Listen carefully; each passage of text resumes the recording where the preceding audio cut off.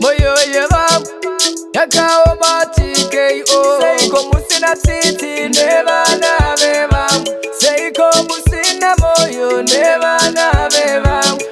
chakabajija mizomugereke mwana chinjagizi vaimuziva vakati nditete vake zvakandibata mukati memoyo wangu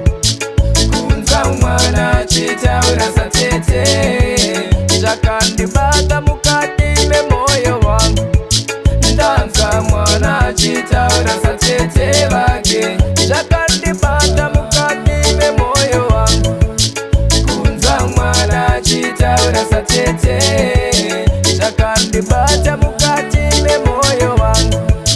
ndanza mwana chitaura satete vake izvirikati chakanaka ubate kuchata uchate singava shungu nedzidzo asi kupasa kwacho haupase rakaenderera mberi dotaura nezviri nehasha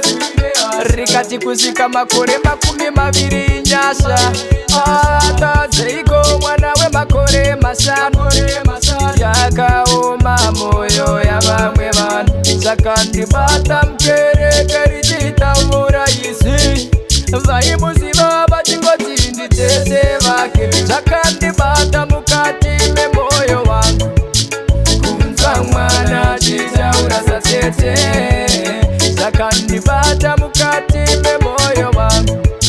ndanza mwana chitaura satete vake zvakandibata mukati memoyo wangu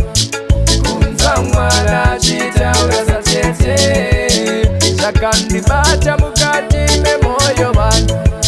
ndanza mwana chitaura satete vake izvirikati ndigere pano kubva muzisha iwo wavamubara upenyu hwanorarama pasindakatara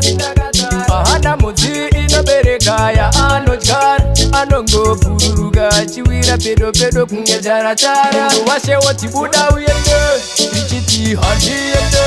rikanzi buda uyende iro rikati handiende doiko musina tsitsi nevana vevamwe doiko musina moyo nevana vevamwe kana zvakandibata mukati memoyo wangu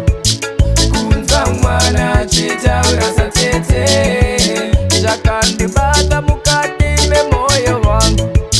ndanza mwana chitaura satete vake